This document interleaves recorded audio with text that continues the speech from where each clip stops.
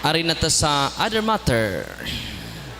Uy, ibaw ba mo sa to silingan nga si Kuan? Nabuntis. Gamay pagtutoy, dako nagtiyan. Ningon po mo sa, uy, kay kubag, wa ka kay bawa na ter, no? Sanay baho jud ko ato-ato na jud ter. Ato-ato na jud ter, no? Ayaw jud sapat ter. Kung libak, way pass. Magpaprunsit pa. Tinoo dili.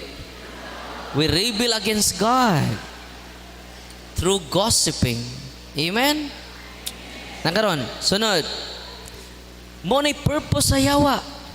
Timan inyong purpose sa yawa, wa na mo'y panahon sa pagsimba. Wa na mo'y panahon sa pagrosaryo, ti buok pamilya. Maghiusa na mo, magkadaiya na mo. Wa na mo kiusa sa pagkaon. Wa na mo kiusa sa pagrosaryo.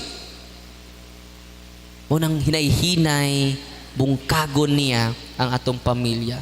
To see as many human beings as possible joining them in rebelling against God. Wala kay panahon sa pagsimba. Nabi no? Dili pare inyong garis misa.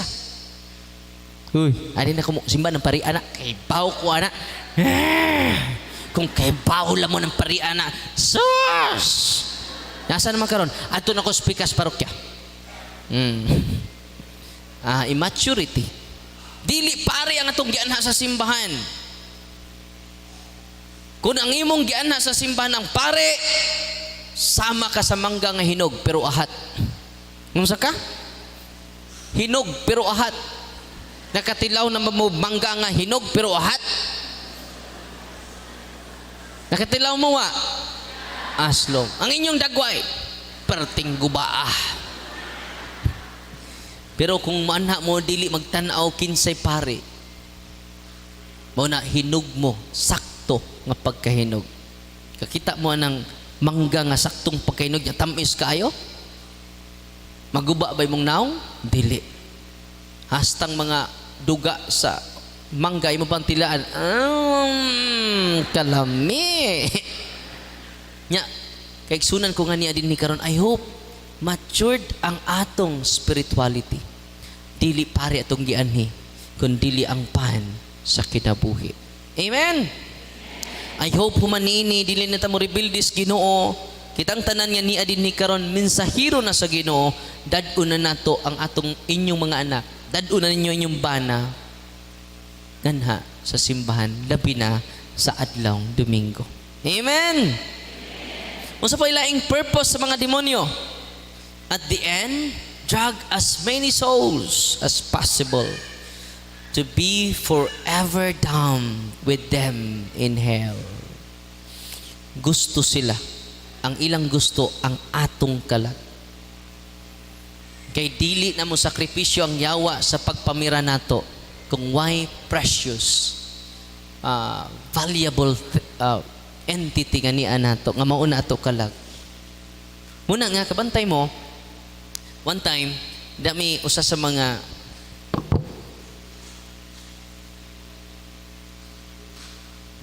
kaso sa mga kauban sa Mindanao sa exorcism.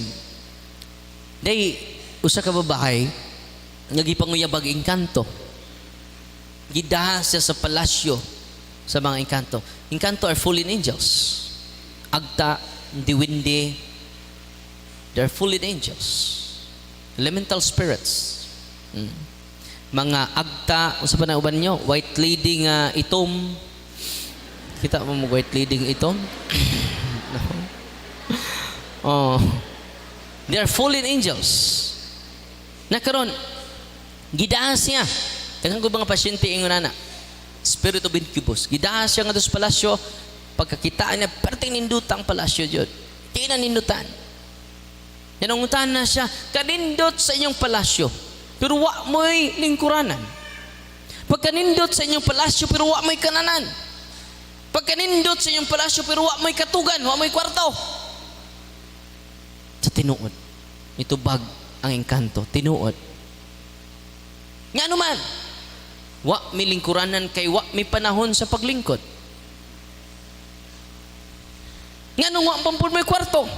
Wa may kwarto kay wa may panahon sa pagkatog. Kay pure spirits man sila.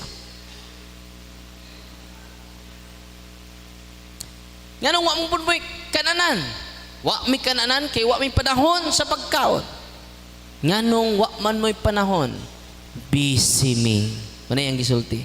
Busy mig pagpamira og mga kahag. No? Grabe, no?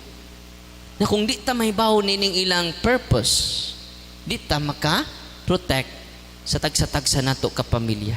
Amen? Sugdan na nato karon kay libuan ka mga tao ang namati na nato sa simbahan. Amen? Atong pagpakan ang ato Ginoo. Nag-overtime ang yawa karon sama sa gutom nga leon. Nga karon, unsa may consolation nato karon? Kay grabe, no? Mangita siya million of armies to join him, to join them to rebel God. No? Unang daghan na siya mga grupo-grupo karon. Unang follow and subscribe mo kay nainay na nato og unveil ang mga grupo nga dili gikan sa Ginoo, no? Nya follow and subscribe mo sa YouTube channel na to, Facebook page na to, kay akong isulti jud ang tinuod bisan pag mga high rank na sa ato society.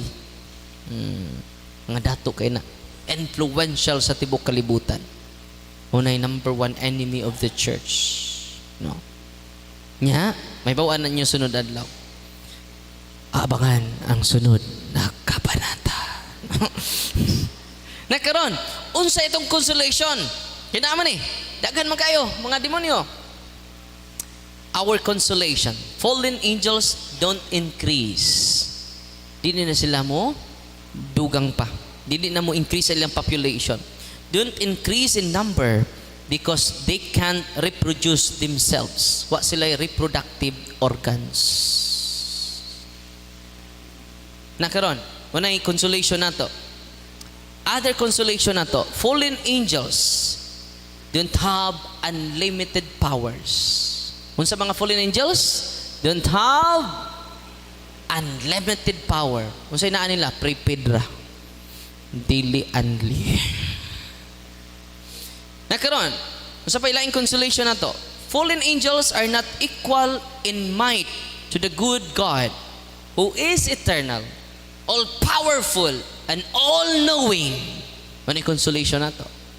Na doon na tayo powerful yung Ginoo.